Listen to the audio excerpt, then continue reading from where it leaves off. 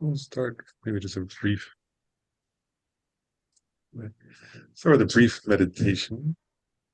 Um, and there are countless different, we're on the chapter on the benefits of bodhicitta. So there are many different meditations we could do. Um, because of the section we're coming up on soon, I was thinking about it. Maybe we'll do this one. I mean, we'll just contemplate a certain way. And so, I want to ask, let's just start with this. So bring to mind, could be a person or an animal you love, like a being who you have a very easy time feeling care about, and who you easily you know, wish well for.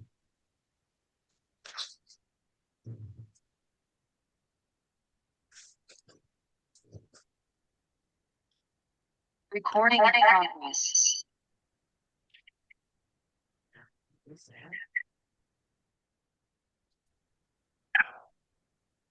And as you think of that one person or being, I want to first bring to mind your normal feeling. Like if they were having a difficult time, like the feeling of care, compassion for them, right? Like so that and depending on like so, for example, if they were not feeling well, you would naturally want them to feel well.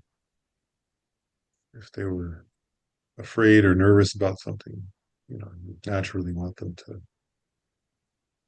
feel more at ease. And so, so just, try to give rise to that normal feeling, um, and notice how it actually feels, right? To feel some sense of care, you feel connection with them, right? Feel a sense of empathy for their challenges or difficulties or problems. And then there's compassion, right? So like you wish that you could alleviate their suffering.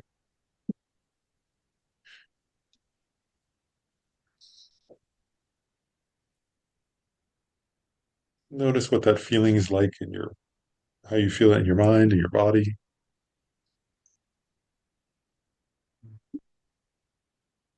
Try to notice what it's like, right? That includes this feeling of connection with them, of wishing them well. Maybe some feeling of wanting to protect them from suffering.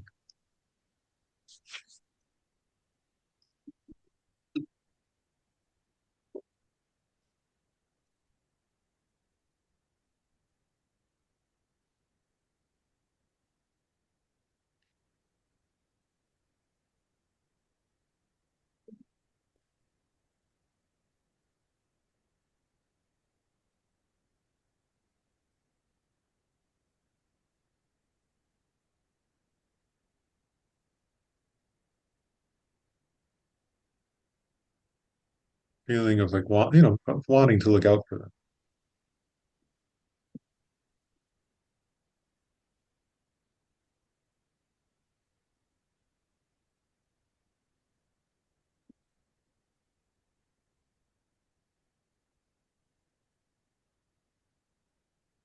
And then regarding that same one being, that same one person or animal, ask us to imagine something more now. To imagine not, taking that feeling, that normal feeling, that everyday feeling of care and compassion,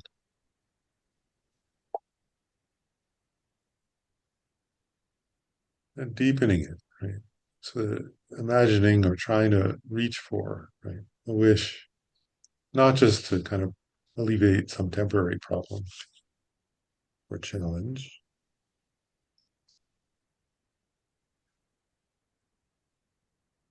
but to try uh, to try to imagine wishing to permanently liberate them from all suffering, to help them, guide them in some more ultimate way,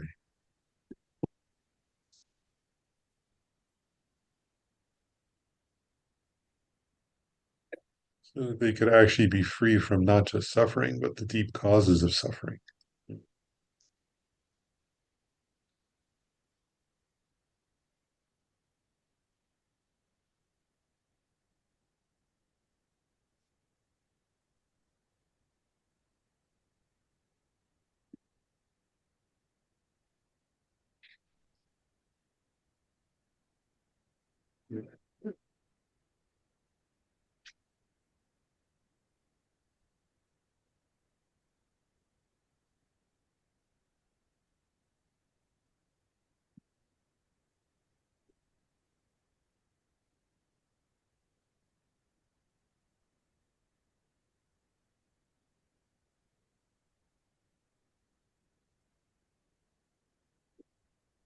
And so keep that person or that being, in your mind.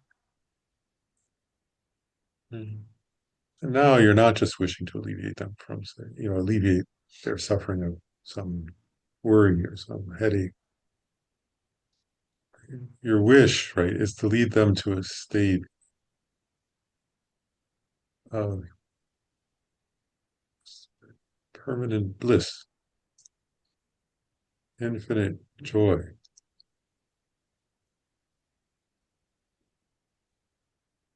limitless love, total freedom from fear, from anger, from craving,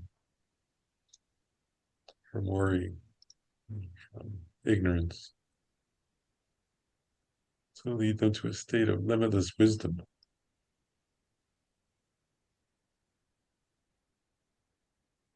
And stay with that for a few moments and ask yourself, can I even imagine that for this one person?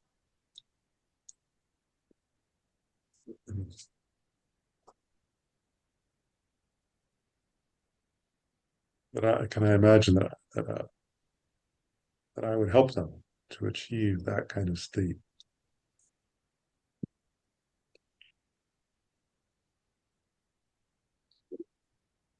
a state where their inner life, right, that person, that animal, that being's inner life, and the Dalai Lama's inner life would be exactly the same. Right? That kind of mind, or the Buddha's mind, right? That their inner life and the Buddha's inner life would be exactly the same. So think of that being's face, that being's body, who they are. Right? Can I imagine that? I want to lead them to that kind of state. Utter liberation from this, even the tiniest kinds of suffering.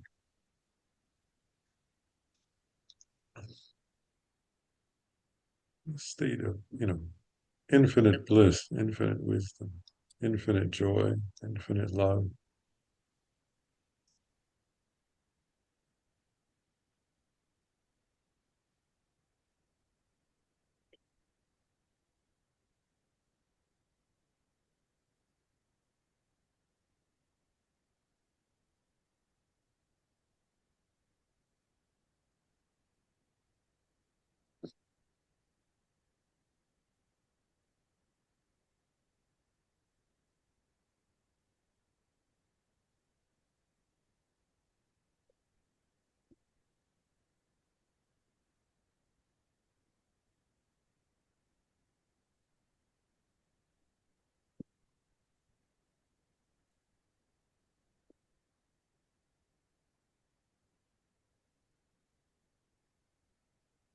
And if you even imagine that kind of right wish, what's that like inside of you?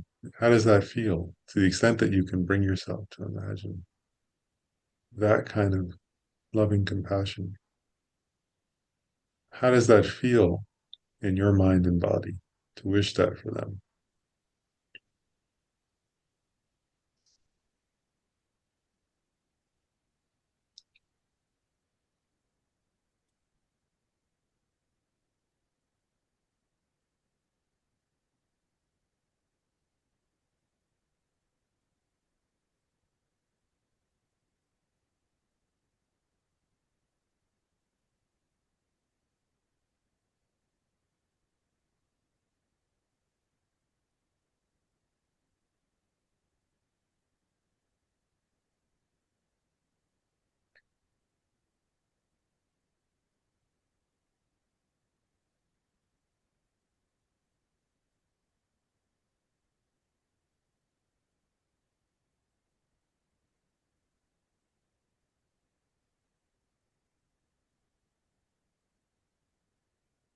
And then if you've been able to imagine that wish even a little bit for them, just do one more challenge here.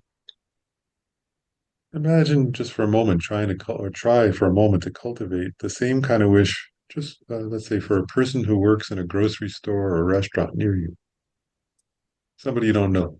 In other words, just a worker you maybe passed by somewhere. And here you're trying to generate that same kind of, or even imagine generating, approximate generating that same kind of wish for that stranger.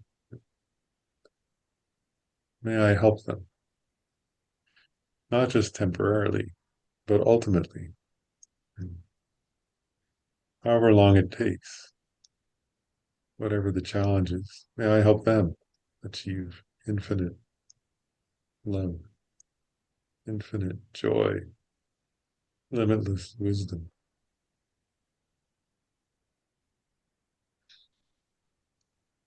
an inner world of unending bliss.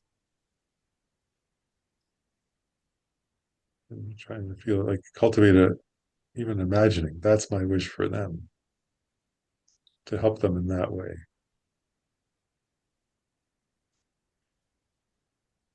Again, just notice what's my experience if I try to even imagine that or approximate that towards a stranger.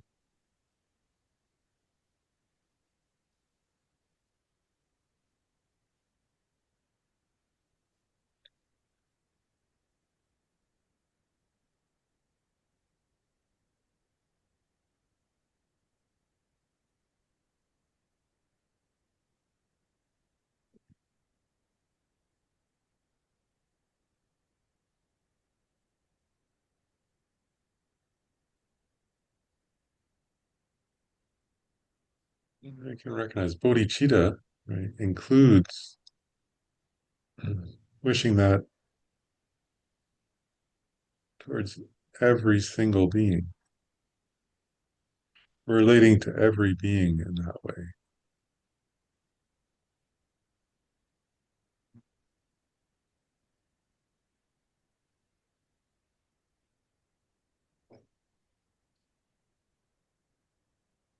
It doesn't matter if it's a human or an insect. Bodhicitta is that wish, right, to benefit, to help, to support all beings in the ultimate way.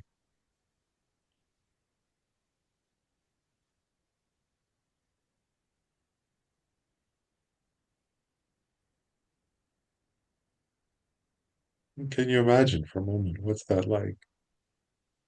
What would that be like to live that way? For me to live that way? And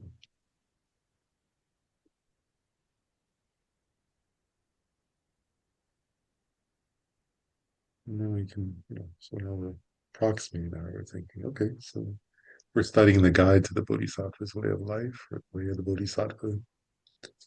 So that's, to the extent that I, as best I can, I'm giving rise to that kind of motivation. Right? So my reason for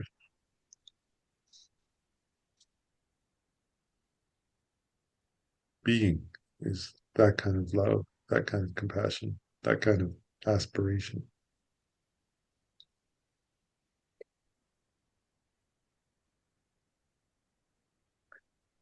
With that in mind, I'll say the verse of refuge, Bodhicitta once, and slowly. I go for refuge until I'm enlightened to the Buddha, the Dharma, and the Sangha. Through the merits of generosity and the other perfections, may I attain the state of a Buddha in order to benefit all sentient beings.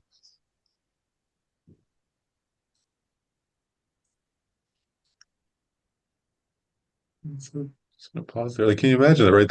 I mean, a Rebbe Rinpoche said that. He said, when somebody's meditating a lot on bodhicitta, then the way they can tell they're making progress is like that. That when they just come across somebody, anybody, any being, and naturally that feeling starts to arise. I want to help this being infinitely, limitlessly. I want to achieve enlightenment in order to do that because I know I can't do it yet. Right? So I want to progress on the path in order to benefit this being, and I want to benefit them now, and I want to benefit them in the future. And and it's limitless in that way, right? Because it's a limitless wish towards limitless beings. Um,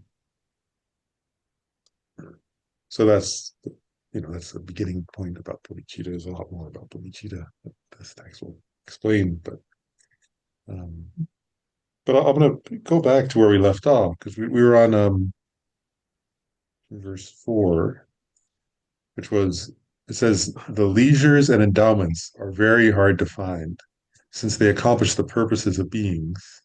If I do not accomplish benefit upon this, how will I acquire this in the future? So I just want to say a little more about this leisures and endowments, right? And I was thinking more about it because some of the questions people ask. I want to be clear, like sometimes they call it a precious human rebirth of leisures and endowments. That's sometimes what it's called. And I wanted to clarify a couple of things just because I think it wasn't really clear. So first of all, like not all like this is getting at a very unique kind of rebirth, really, right? It's not to be clear, like sometimes like, I think it's confusing because it's precious human rebirth, but this isn't describing just any human rebirth. This is describing a very specific kind of human rebirth. And the point here, if you look at there are 8 freedoms and 10 endowments or 10 leisures that are described in the texts. But what it's getting at in a way is this: it is uh, it's getting at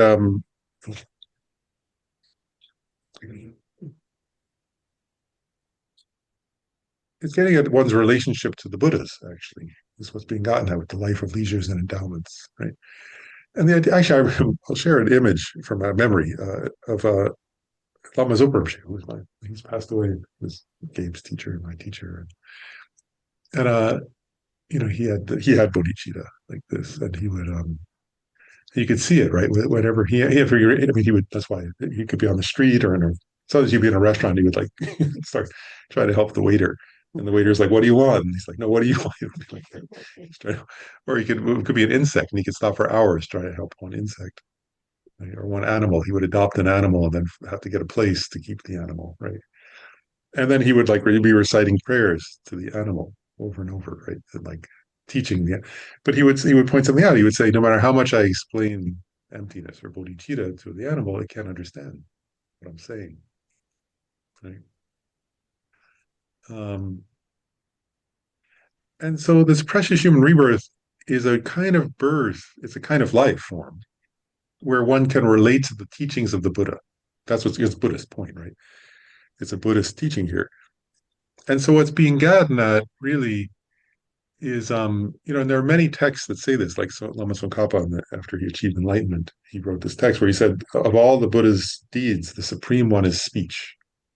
Because there's a famous point that they often say, right? The Buddha can't take away your suffering by pouring water on you or touching you or shooting light rays at you. The Buddha teaches a path, right? And the way, and the only way you can, I mean, so there are ways through the Buddha's body that you can be inspired. But really, you can't follow the path unless you hear the teachings, understand them, and then decide to practice them yourself. So, what's being got now with Precious Human Rebirth is a unique life form where you're able to do that. Does that make sense? Where there's a relationship because no matter how much, say, yeah, no matter how much the Buddha wants to help you, if you're not in a situation where you're able to hear the Buddha teach and understand the Buddha's words and then decide to practice them, then the Buddha's ability to benefit you is very limited, actually. Um, because it's an important point, right? Also, this gets it culturally like important to remember. The Buddhas are not omnipotent. The Buddha can't force you to do anything, actually. Uh, that's not how it works, right? All the Buddhas do is say, if you want to, they teach the Four Noble Truths, right? They say, you know, if you've noticed you're suffering, here's a path to be liberated from suffering. Right? And so a precious human rebirth is the best life form for relating to the Buddha's speech. Really, that's the way I think a good way to think about it. So if you go through the list of qualities, right, some of them are. So when it says human, it's an important point. Not all human beings, most human beings don't have that actually ability to do that. I remember I'm focusing on Lama Zopa a little bit, but Lama Zopa used to say he used to say like it's very rare even to hear the word bodhicitta. He said even just to hear that as a word, right? Most people, most humans even on this planet will never hear that word. And if they do, they won't understand anything. They'll think, oh, I don't, it won't, like even if somebody said the word near them, it wouldn't register. They wouldn't have any thought about it. It would just sound like sound or something. So you say it's very rare to even to think, oh, bodhicitta, I know that has a meaning. That's a word that has a meaning, right? Even to hear the word itself and then to think, oh, what's the meaning of that is incredibly rare. Um, anyway, so then and these eight, what do they call them, leisures and endowments. They're different translations sometimes. Some of them are internal and some are external, right? Because it's like all these conditions. What they're getting at in a way is all many conditions have to come together for you to relate to the teachings of the Buddha in order to follow them if you want to practice a path that leads to the result. And so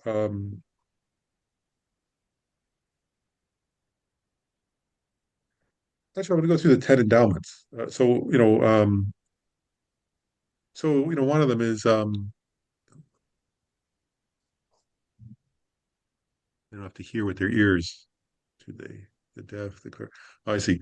Um, Actually, you can read. Well, for example, this can include reading the Buddha's words, for example. But I'll keep going and explain, and then hopefully it'll be clear.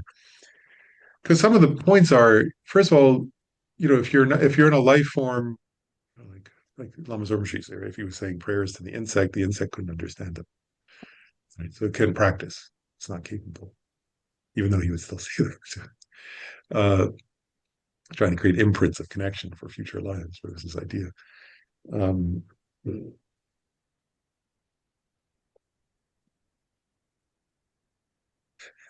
Actually, it's funny. I'm thinking of Lama Zopa a lot today, but maybe I'll share a personal. It's okay, but I'll share a very brief personal story. I once went to like when I was young. I was young, and I went to somebody who did like hypnosis for past life regressions. I was young and I was curious, so I went. And it was a very fun experience because in my I thought, oh, people would think, oh, they were some great being. So I was like, okay, I'm doing this thing and this thing.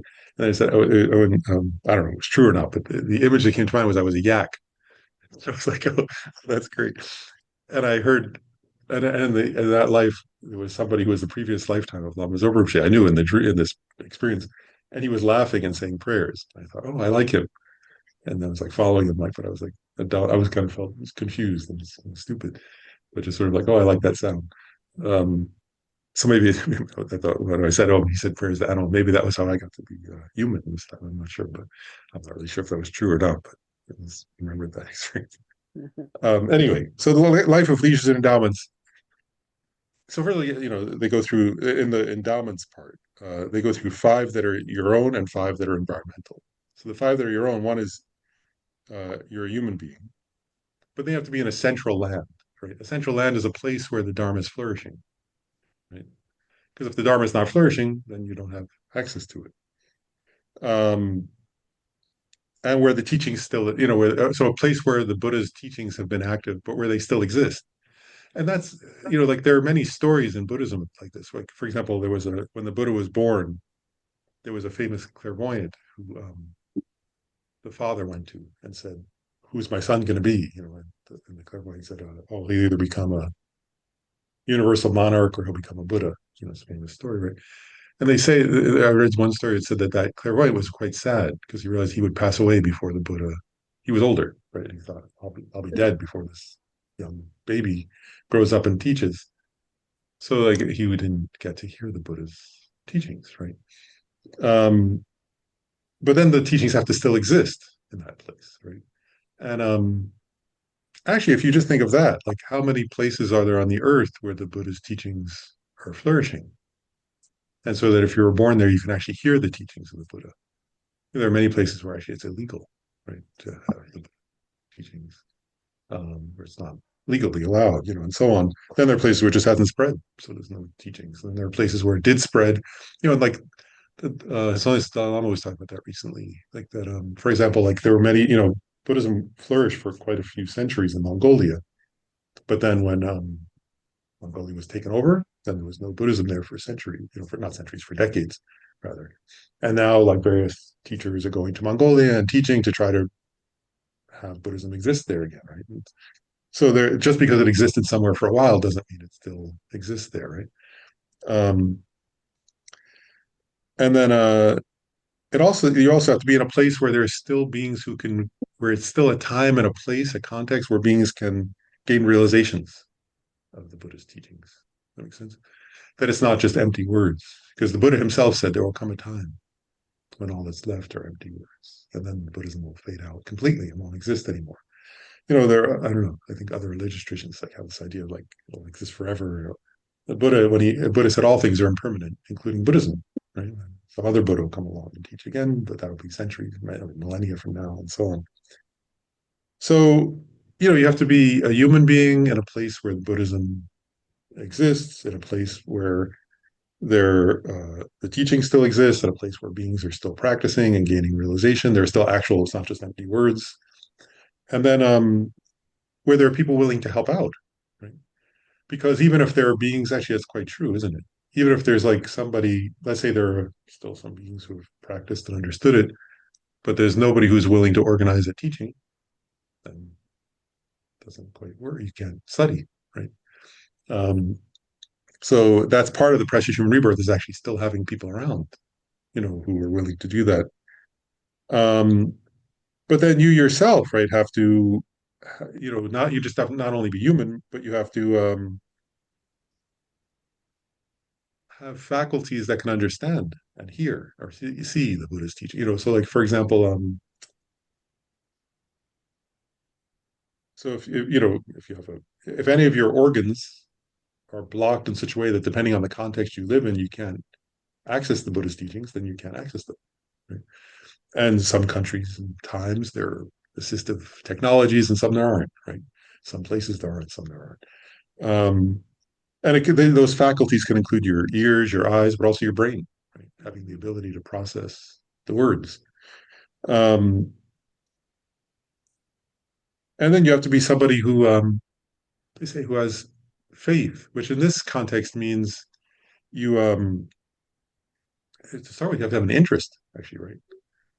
And then you have to have some faith in this context means some appreciation, like some feeling of, oh wow, that seems valuable. That seems like something I want to learn more about, or that seems like something I want to try to practice.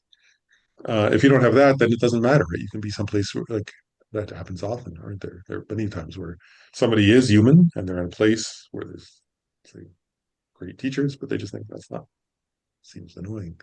Actually, it seems unpleasant. Wish they would go away and not do that. That happens all the time, right? And then you have to not have extreme. There are various teachings. I'm not going to go over every one. You have to have not. They say, funny. It says you have to not have extreme wrong views. But extreme wrong views would include, or I said this a little bit last time. I'm sorry. I think I maybe got a little too vehement last time about this point, but sorry about that. But um, extreme wrong views here means, for example, like if you, I've often thought about this one in the text. What they say is it just makes sense, right? The point here is being able to access the Buddha's teachings, the words, right, the concepts. So if your view is there's no such thing as a Buddha, or there's no such thing as enlightenment, or there's no such thing, or there's no value in compassion, or there's no value in, or uh, that there's no such thing as a path to liberation. If you have an adamant view that there's no such thing as that, then it doesn't matter. If you have all these other faculties, you won't have any interest, right, in those in the Buddha's words. So you see what I'm getting at here? There are a lot of things that have to come together, a humongous number. And what they're saying here is what Shantideva is saying is a life of leisures and endowments is very hard to find. And I'll keep quoting him. He used to say this. He used to say, of course, if you look around, most beings on this planet are insects, that you can see. And there are many, and then like giant schools of fish and so on, right? That they can't hear, and so on.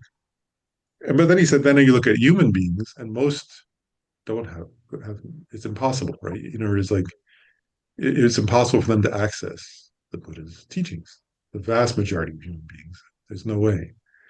Um, and he was, Lama Zopa was somebody who was traveling all over the world trying to share the Buddha's teaching. That was what he did. And he said, most people, it's impossible. You can't, no matter how much you would want to share it with them, there's no way to share it with them. Um, and so it's extremely rare to have a precious human rebirth of these kinds of leisures and endowments, and these leisures and endowments, of course, from a Buddhist perspective, they're not, so it's talking about how you access the Buddha's teachings. So it's saying that, right? So it's very rare, is what Shantideva says. And Lama Rinpoche say, well, that's no mystery. Just look around, right? It's obviously true.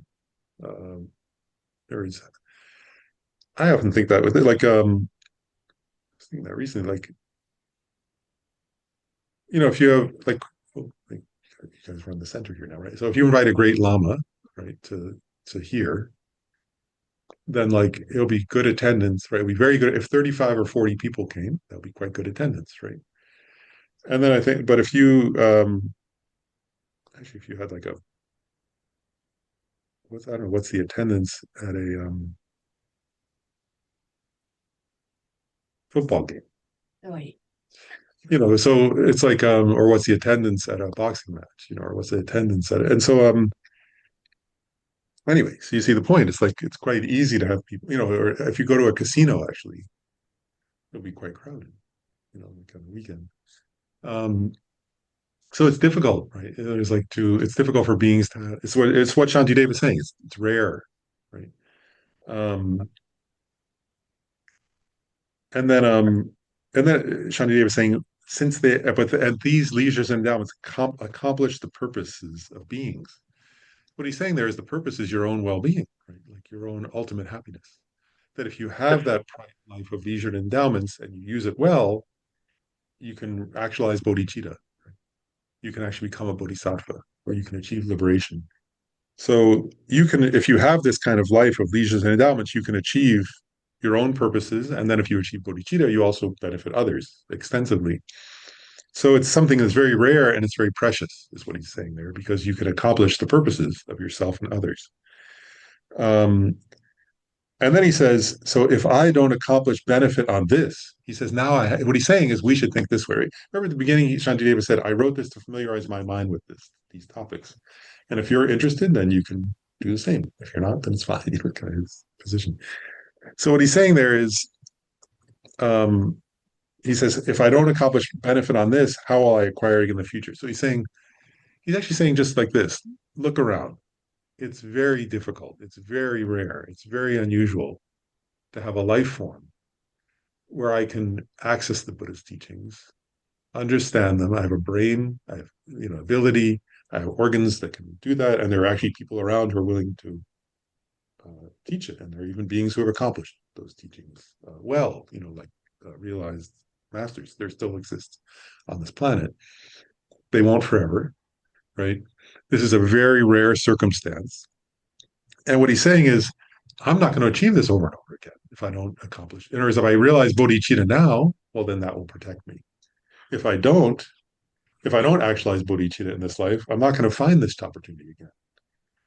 Um, So he says, how will I acquire it in the future? That's what he's getting at there. He's saying, if I don't realize bodhicitta in this life and I think, oh, I'm going to do it in a future life, then he's saying, actually, there's no bigger foolishness than that, really.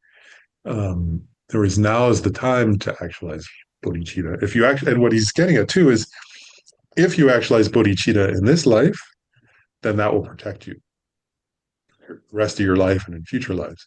But if you don't, then you know, you're thrown back into, chance, um, the chances of, and that's quite true, I think. So that's what he's getting at there, right? Is this is a very rare opportunity. So if I have an interest in bodhicitta, I better realize it in this life. Does that make sense? So he's saying that.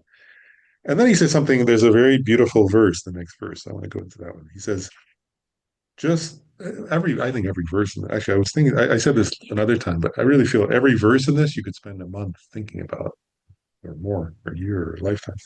But he says, just as a flash of lightning brightly illuminates for an instant within the clouds on a dark night, from within the clouds on a dark night.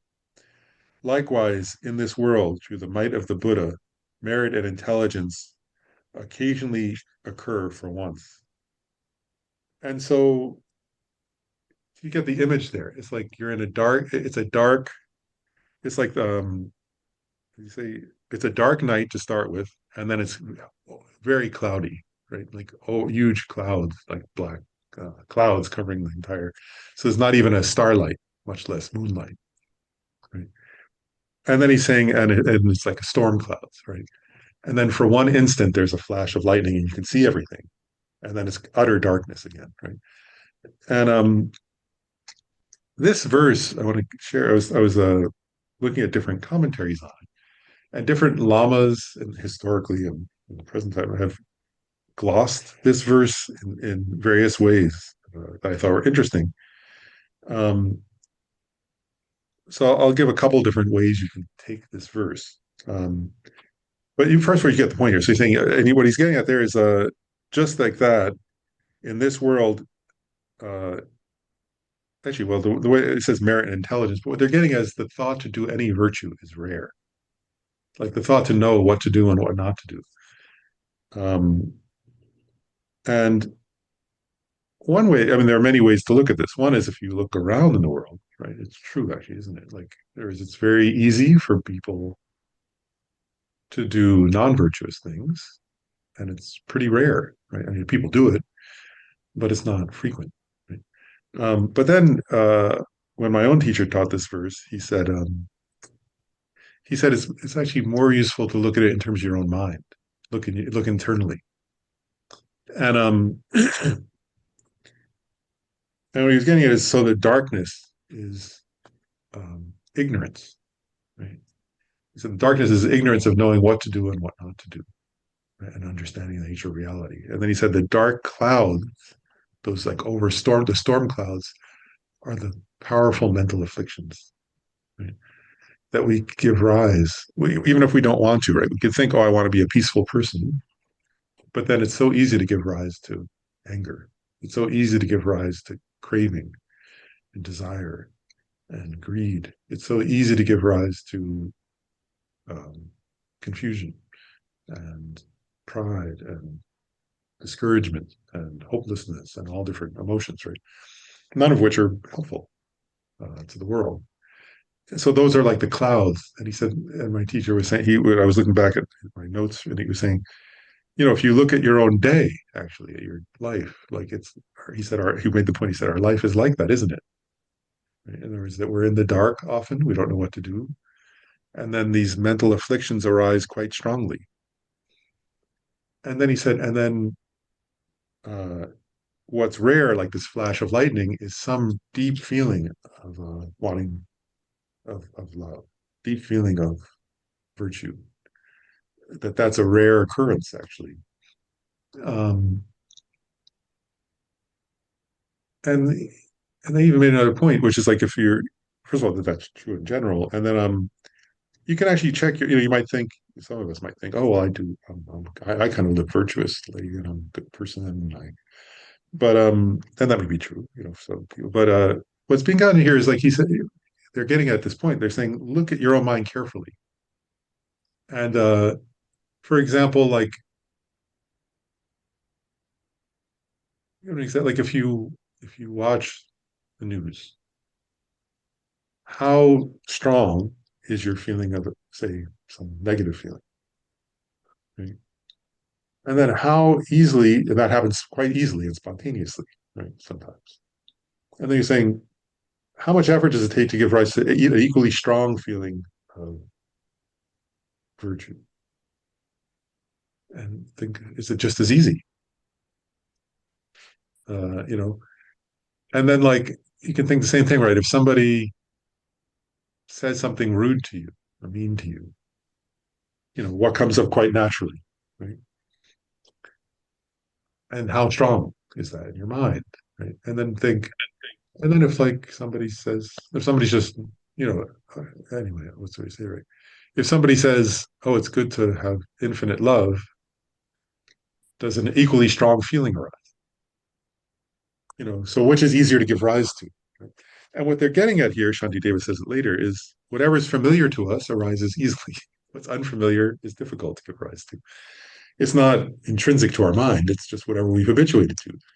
So the point here is Shantideva is saying it's not intrinsic to. We don't need to live in the dark in storm clouds, but that's where we find ourselves now. Does that make sense? Because of our past habituation, we find ourselves in an inner state like this, the darkness and storm clouds, where uh, if we listen to the Buddha's teachings for a long time, and it's true, isn't it? Like I remember for myself when I used to go to teachings by Lama Zopa, he would talk about bodhicitta, and if you talk for long enough, there would come a point where I would sort of feel like this is what bodhicitta feels like, because he was teaching for 5 hours about bodhicitta, and finally I would give some feeling. And then, the teaching would end and I would go outside and maybe like it was whatever, something would happen and I would be like, oh, I'm kind of annoyed and I have to drive home and people's traffic or something. Um, right. So that moment was like this lightning, right? Through the power of the Buddha, right? There's a moment of lightning where you can see something finally, but then you're back in darkness, is the idea. And at the end, we don't have to stay that way, but he's saying, Shantideva is saying that's the existential situation most of us find ourselves in.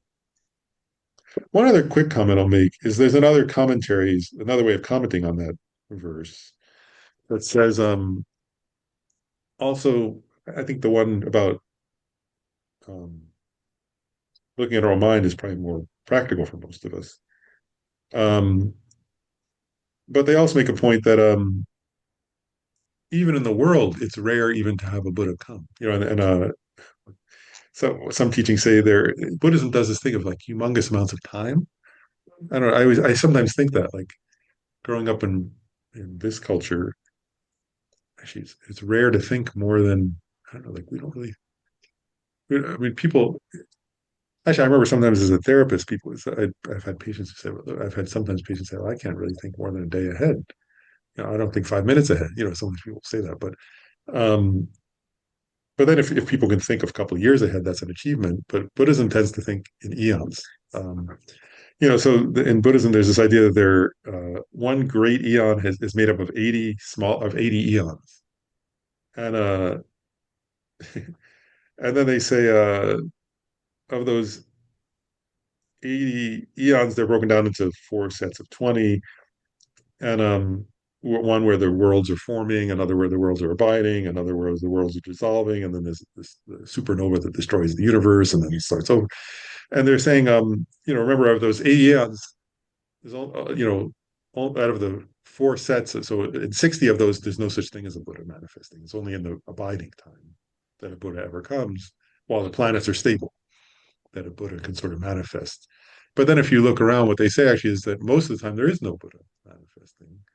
The Buddhas come and teach, and then Buddhism fades away and doesn't exist, and then another Buddha will come and teach. And so what they're getting at is that also there's a darkness in that sense, that most of the time there is no Dharma taught that you can access if you're in an ordinary planetary system like this one.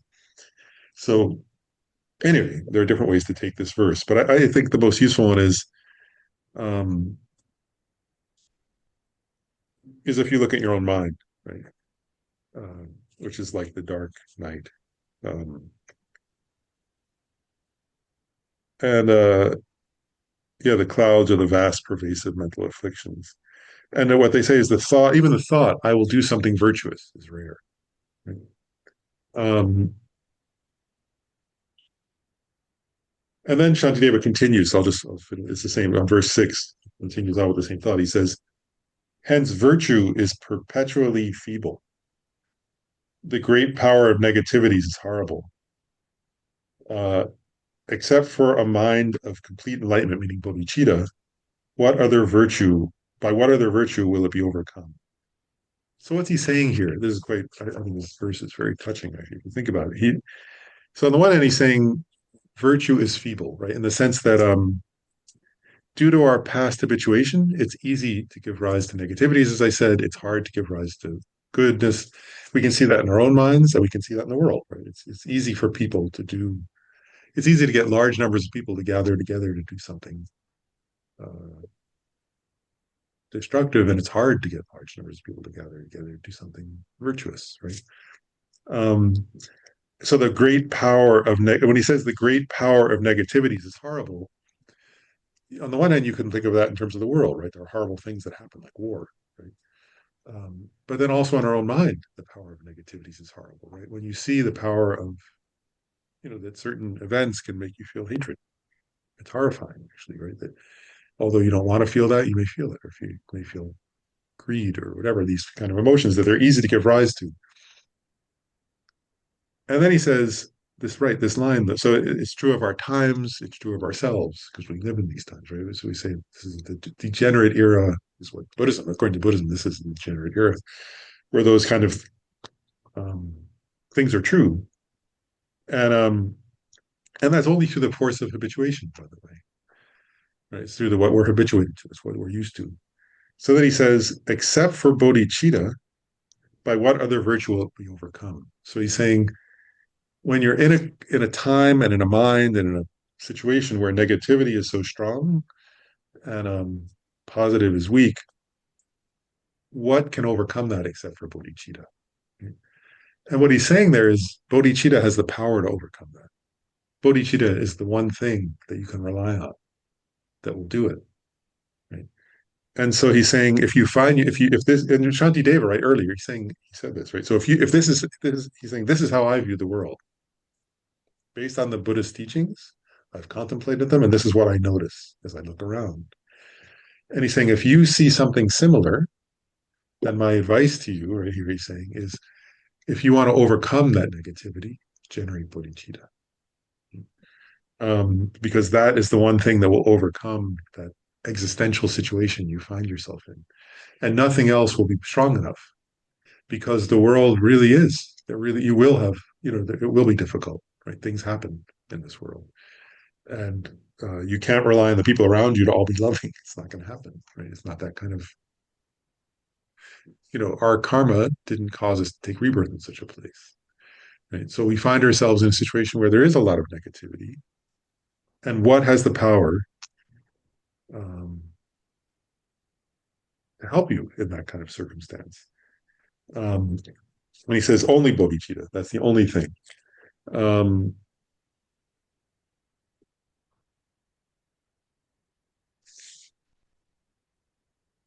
yes. So, and yeah, I'll do one more verse and I'll pause. After this verse, I'll pause for questions if people have them. So he says, because again, I think each verse is just remarkable here. He says, all the lords of subduers. So that means all the Buddhas. So he says, all the Buddhas who have contemplated for many eons have seen it to be beneficial. For by it, the immeasurable masses of beings will easily attain the supreme happiness. So what's he saying there? Actually, he's saying the Buddhas, or he's saying the Buddhas and the Bodhisattvas, and he's saying this literally, right? He's saying that Buddhas and Bodhisattvas spend eons. They actually, because what is it? Earlier we were talking about bodhicitta is this wish, right, to benefit beings. So what he's saying is the Buddhas for eons have searched the universe. They've traveled around the universe. They've traveled lifetime after lifetime for eons, saying, what's the best thing to help beings, right? And they go everywhere to figure this out. And they ask beings, they study and they contemplate and they visit different planets and they go everywhere. thinking, what's the best way to benefit beings, right? That's what he's saying here for eons. And what he's saying is those Buddhas who have spent eons asking this question say the best answer is bodhicitta. Right? That's the best. There is no better answer to that question than bodhicitta, because through it, immeasurable masses of beings will easily attain supreme happiness, meaning enlightenment. Right? Um, so it has infinite benefits, right? So he's saying, and this is contact. This is contacting the Buddha's speech, right?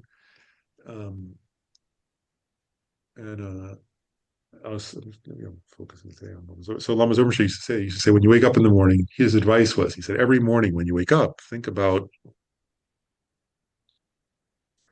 every morning when you wake up, he said, think about precious human rebirth and think, wow, I'm not dead yet.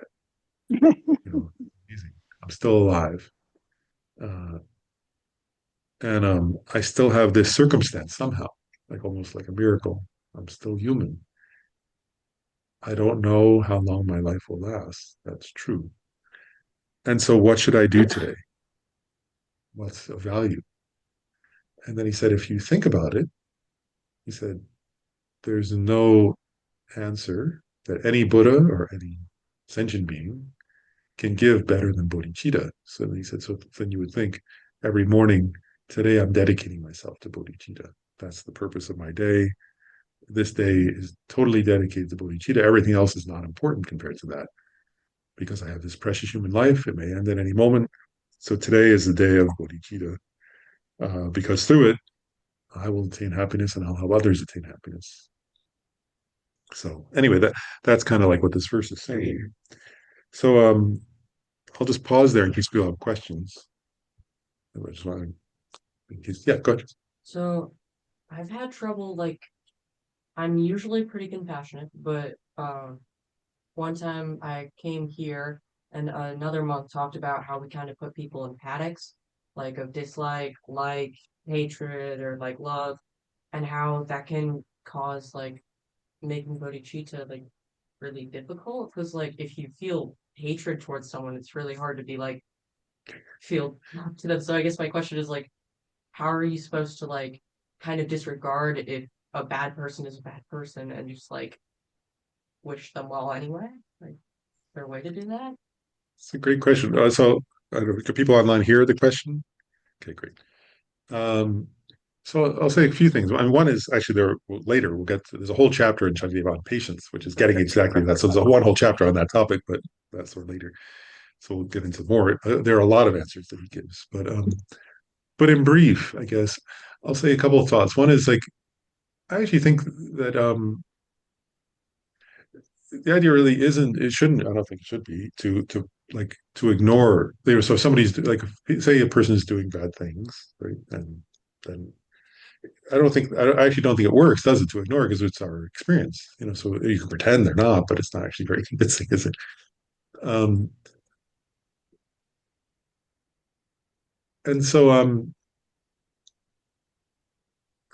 think from a Buddhist perspective, it's actually a different answer in a way, which is like I'm going back. I'm going to use the verse we just did about the darkness and the clouds. And actually, I'll tell an example. I'm thinking of an example. So, Reber Rinpoche was another of my teachers. His picture's there. He was one of my teachers, and he was a friend as well. But and he used to talk about he was a Tibetan Lama, and he was captured. He didn't escape when the Dalai Lama escaped, so he was captured by the communist Chinese soldiers, and they beat him and tortured him. And I have a picture of him being dragged. Somebody saved it from the time, but where they like because he was a prominent Lama and teacher of Buddhism, and he wouldn't renounce Buddhism, so they tortured him for that reason. And at one point, they during the Cultural Revolution, they like put a funny they threw paint on him and threw weird stuff on him and dragged him through the streets to try to humiliate him. I mean, he was everything he said. Like I think anything they could do to a person, they did to him during those years. It was years and years of that.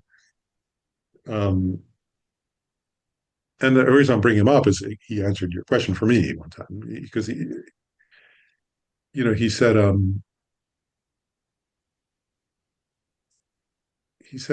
one point he said he never he never felt hatred for those people. But then he didn't think they were good people, though, of course, and they were doing good things, because that would just be psychotic, wouldn't it?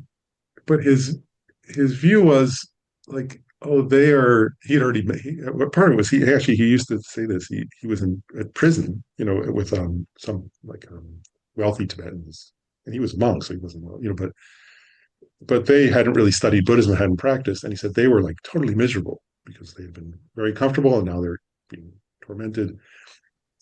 And he said, oh, he felt a lot of compassion for the jailers and for his fellow prisoners for different reasons. He said the fellow prisoners hadn't really studied, so they didn't know how to train their mind. Now it was too late; they were in misery, And he said, my mind was quite happy, even though I was being tortured. And then he said, when he looked at the jailers, at these people who are doing terrible things, actually, his view of them was like what Shantideva said: "Oh, these are people who are in total darkness, and their minds are completely clouded by hatred." Um, and they're creating the causes, like they're creating they're miserable beings who are creating causes of more misery for themselves and for others. And his feeling was like, and it struck me one time. I was like, that. I mean, these were strangers to him, right? He didn't know them from before.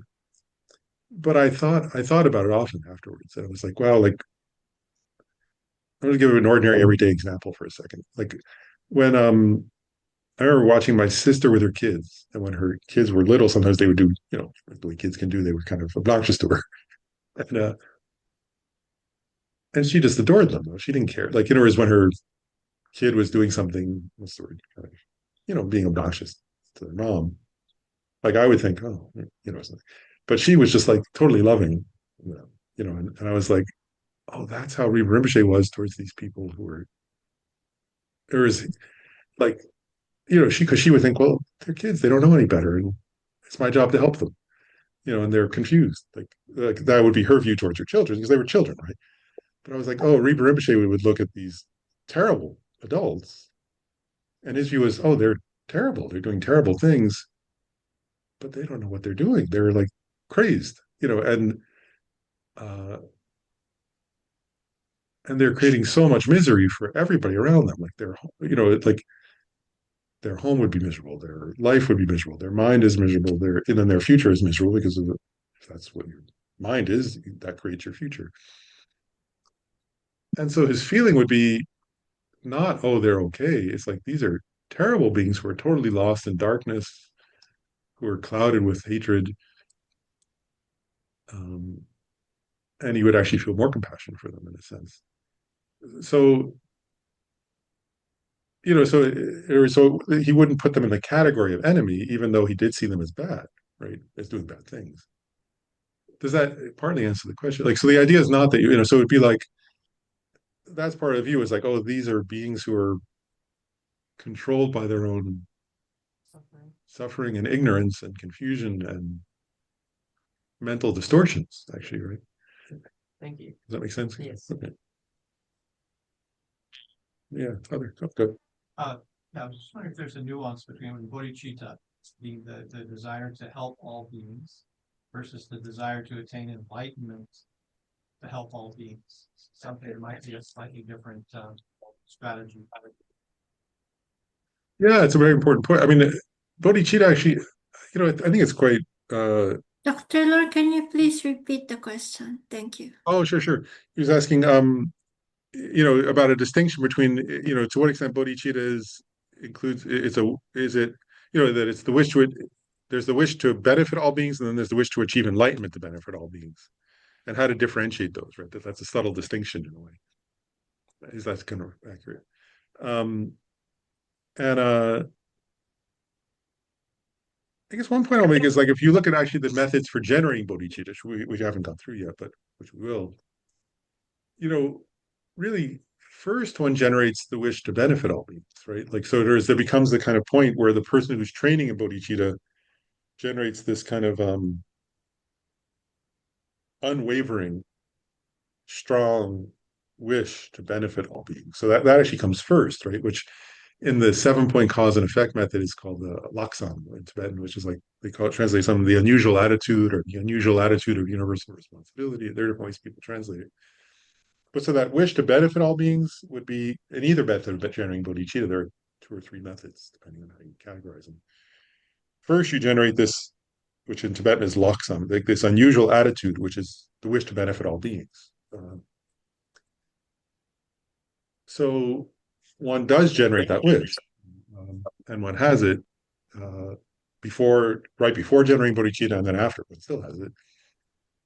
And then what they say actually in some of the texts is that then that being who's generated that unusual attitude of wishing to benefit all beings in that way, ultimately, then they look at their own situation. Shantideva has beautiful verses about this where he says, Shantideva says something like, then they look and Shantideva, I think, I can't remember exact phrasing, but basically he says, then I think I can't even protect myself, much less how can I, so you generate this wish, I will protect all beings from suffering and its causes. But then if you're an ordinary person, you go, I can't even protect myself from that.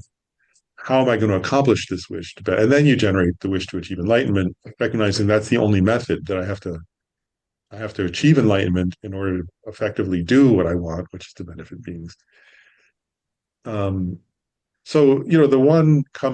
So the wish to benefit all beings actually arises a little bit before you generate bodhicitta, and then continues once you've generated it.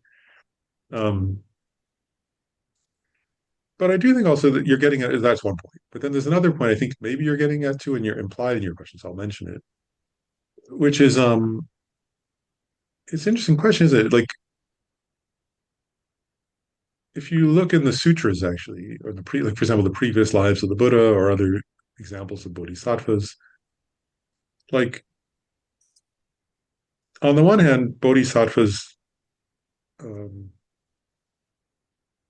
out of that wish to benefit beings repeatedly and continually do things to benefit beings, often are doing things to benefit beings. But then when you study the sutras carefully, actually, what you start to notice is that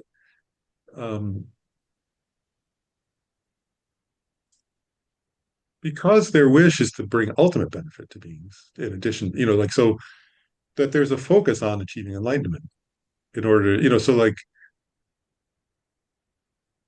so in terms of practice, that the bodhisattvas are doing both, actually, right? They are working to benefit beings, but they're not, but they're doing so in such a way that it's also furthering their own progress on the path so that they can benefit beings more.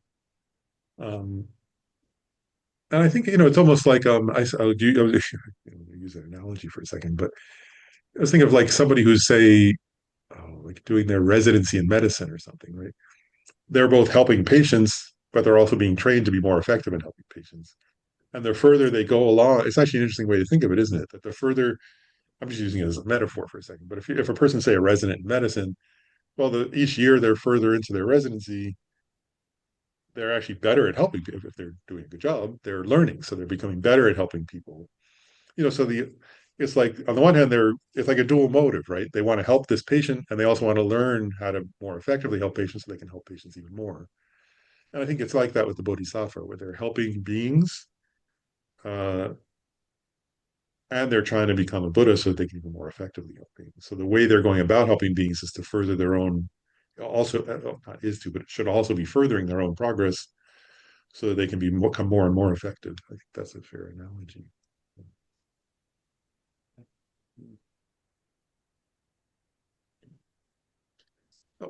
John has a hand up. Go ahead. That's the volume. Good. Yeah, thank you. I should make it clear, of course, it goes without saying I'm speaking just for myself, but I often get the impression, when that, well, with regard to the way the whole scripture starts here and until we finally get to chapter 9, on the chapter of wisdom, that there's just probably typically kind of an unconscious assumption that we're speaking from the perspective of conventional bodhicitta and not ultimate bodhicitta, which of course, means understanding emptiness. And, the more I think about this is just that to the extent that conventional bodhicitta, love and compassion, is not cradled by wisdom, that it's weak. And therefore, that, like in that previous verse about a flash of lightning, which occurs so rarely that we're typically just the mind is just overwhelmed by the habituation of confusion, of darkness. And that, I don't know, my sense is just that I prefer just being thrown into the deep end, with the sutra like the Heart Sutra. That may be very challenging and confusing.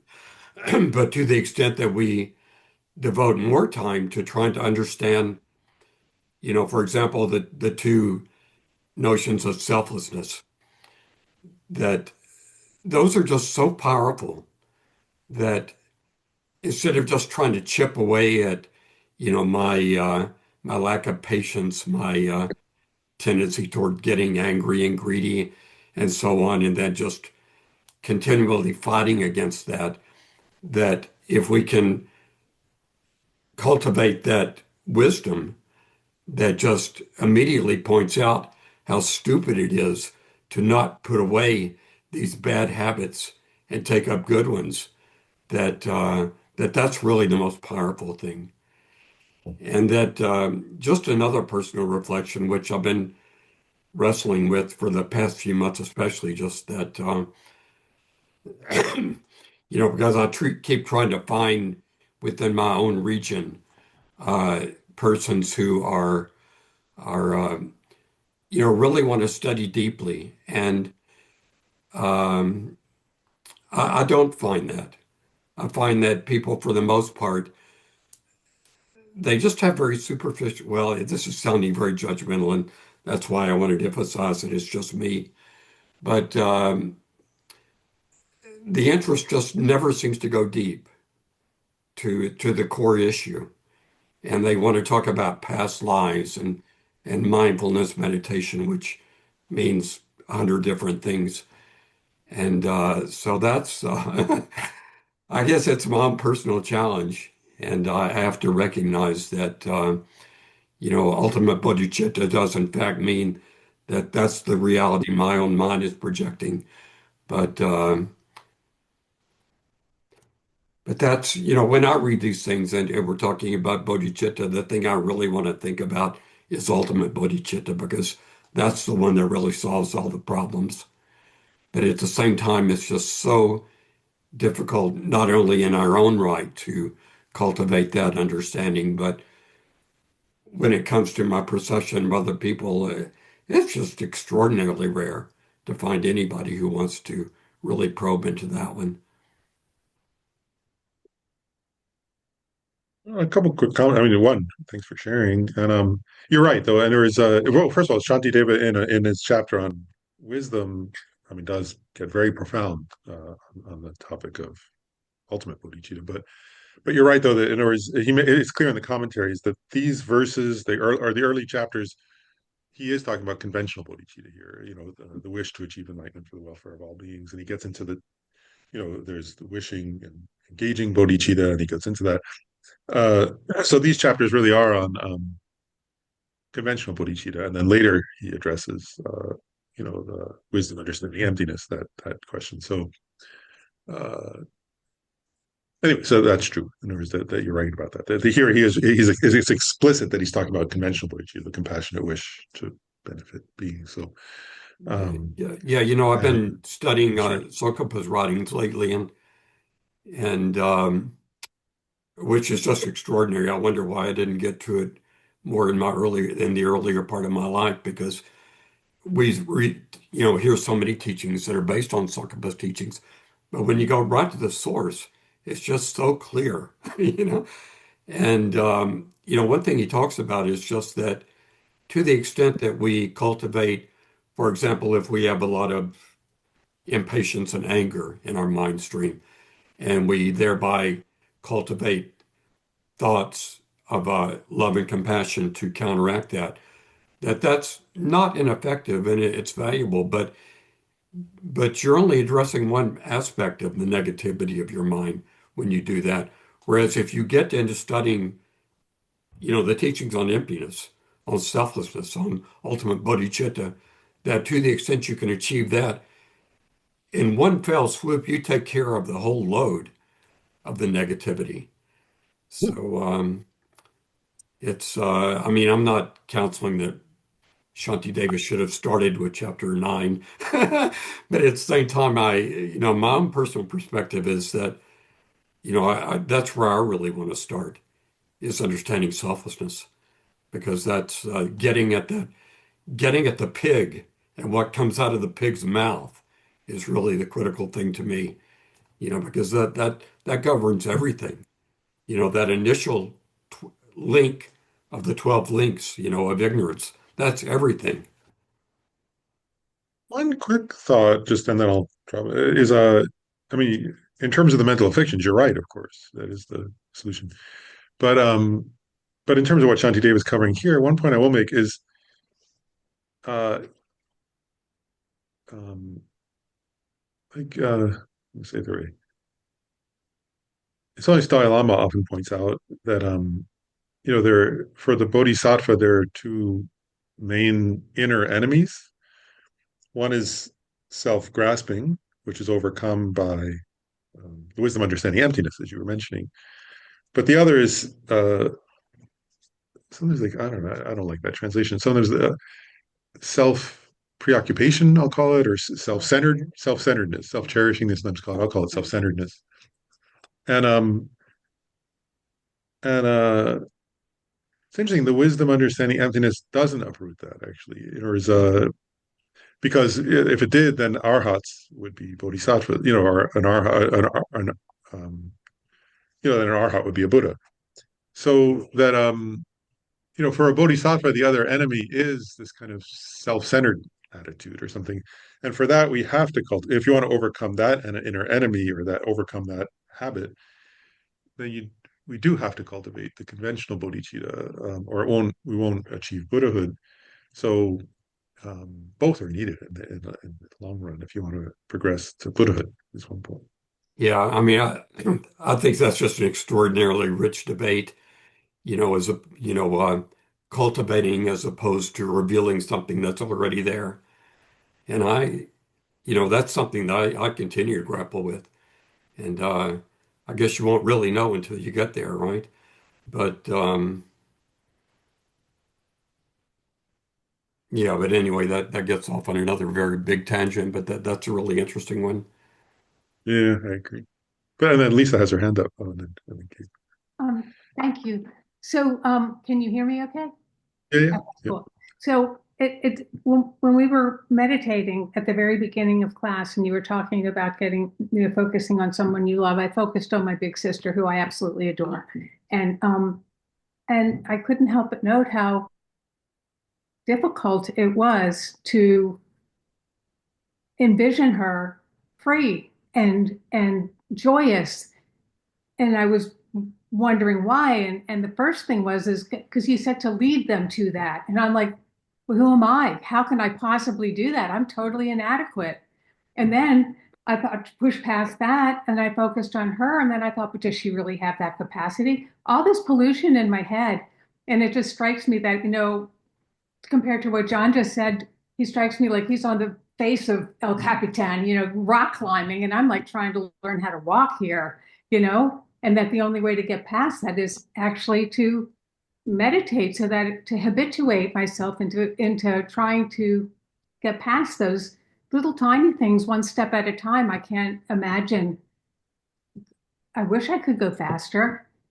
And also just how grateful I am to have this human life I'm glad you went on, what is that? The first one you started on about, being, having this, special precious human life is just like, wow, how grateful I am to be able to, hear these teachings and, have known Lama Zopa and all these wonderful things. But yeah, it's hard enough to learn how to crawl or even try to stand up to walk. No, I agree. That was why I wanted to do that meditation. Shantideva says at one point in this text, he says like what a bodhisattva wishes for beings, most beings have never even imagined for themselves. And that's, I think, what you're getting. Like, so it's like, I mean, he's implying that, right? Can you even imagine for yourself what enlightenment would be like? And that's why, and if you can't imagine, if you can't, that's why, for example, in Lama Tsongkhapa's Three Principal Aspects of the Path, he makes the point, you have to generate the wish for yourself to achieve liberation first, right? Renunciation comes before, or definite emergence comes before bodhicitta, because if you can't even imagine that for yourself, how you can imagine it for somebody else? So, and then to start to imagine that everybody's capable of that is quite an achievement, actually. So I think what you're getting at is, yeah, that's a good point. And then Robin, you have a comment.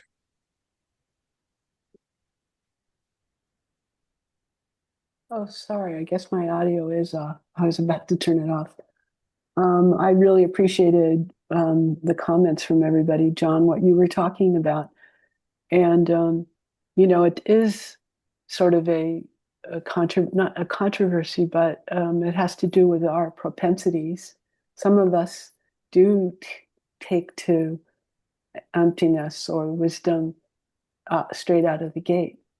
But then if you look at um, what it takes to go on to enlightenment, as opposed to just achieving nirvana, they talk about the bhumis, and I think that it's clear this is why Shantideva has the format that he does have, because each one of these aspects of the paramitas, or what's the other word for paramitas, um, that he's Perfections.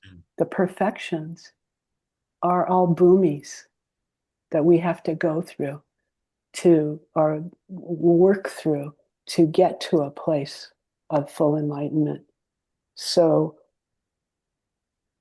as messy as bodhicitta can be, being incarnate and trying to cultivate these higher aspects of ourselves, it's so difficult. I mean, when this verse, the great power of negativities, we're dealing with them every single day, every single second. One minute you're feeling so much, love and kindness and compassion towards people, and the next minute you want to punch them out.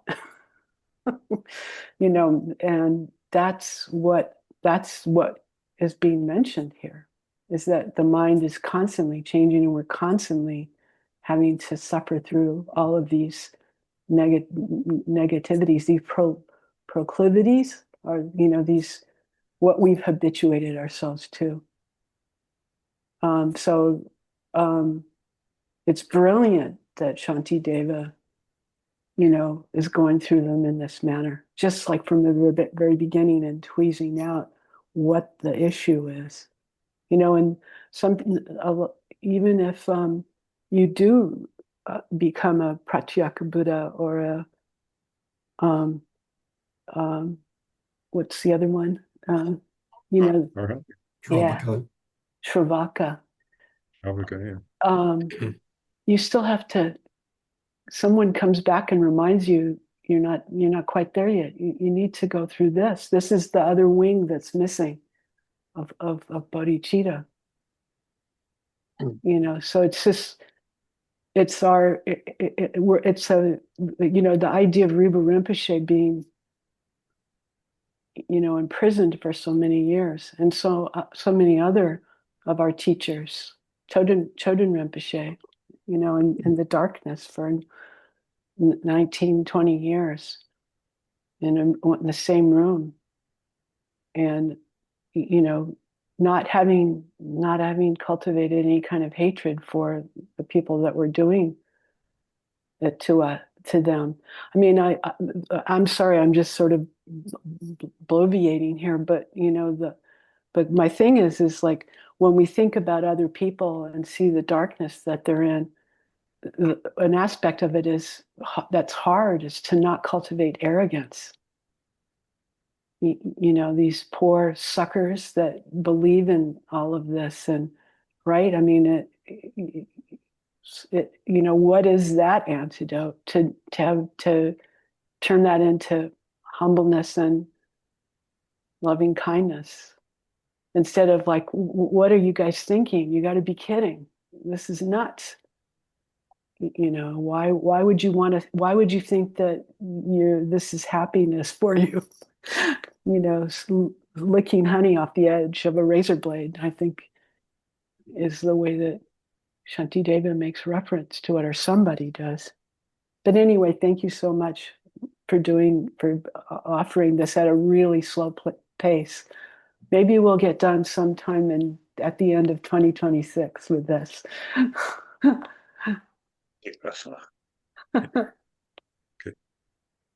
Thanks for sharing. Well, Gabe had his hand up too. Gabe, too.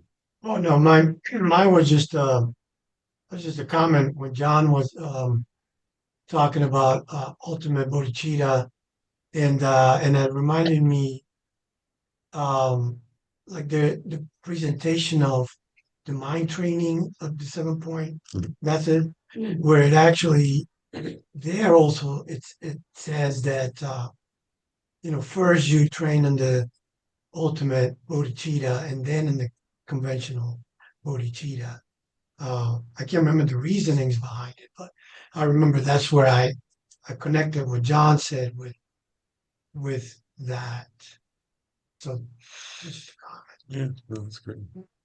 But I If don't I want to could, it's I think it's really a matter of disposition mainly, because I think that on the one hand, with the approach in the guide, as I understand it, you're cultivating the power, the merit, whereby by the time you get to the chapter on wisdom, you have developed so much power, by virtue of cultivating these virtuous states of mind, virtuous states of mind that you can finally break through and see ultimate bodhicitta, the prajnaparamita.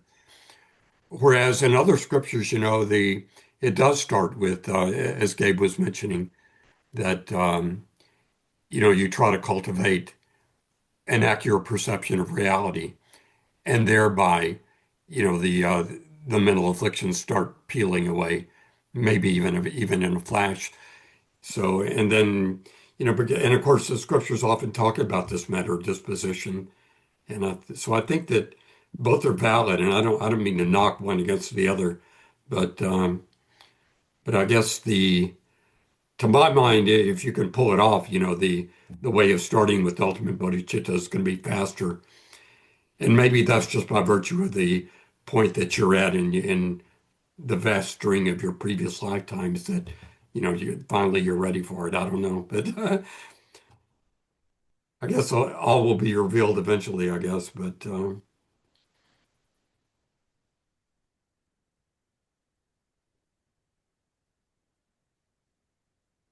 It's great to be even just to be asking those questions is interesting. It's good. They're the right questions to be asking, aren't they? Whereas how can I, which is the more effective method for me to personally generate bodhicitta? That's a good question to be asking. What to focus on first.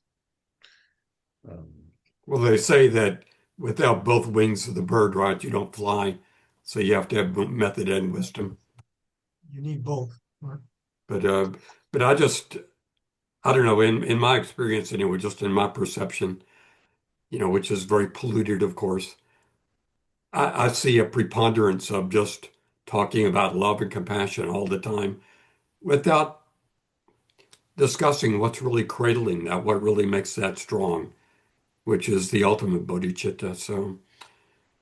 So that's just something that I wrestle with. So I guess it's the world my mind has created, so no one else to blame.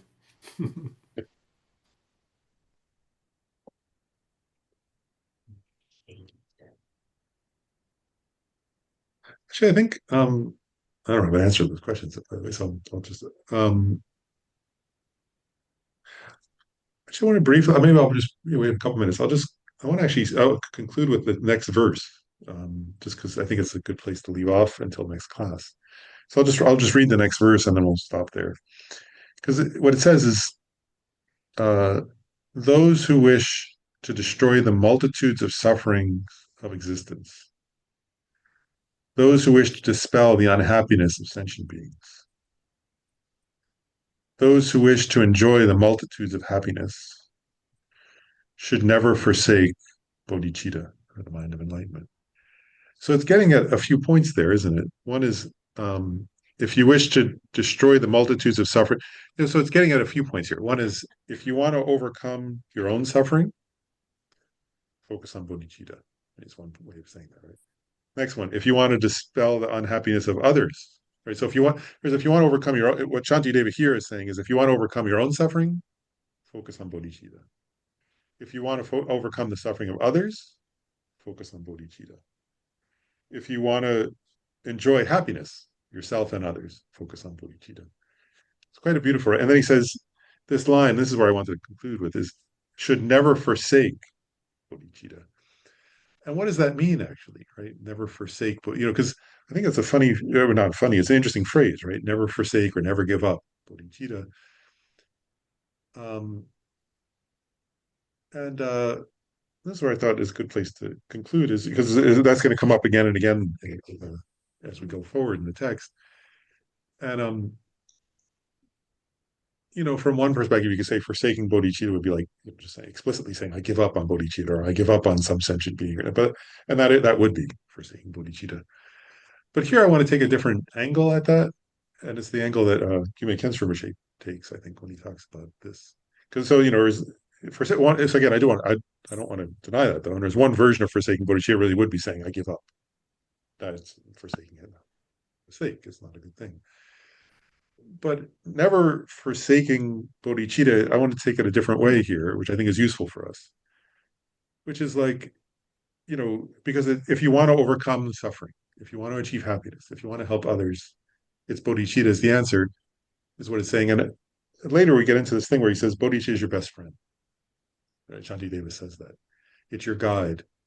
And, and I want to get at something about what I think Shantideva is getting at overall in the verses we just covered, which is like, you have this precious human life.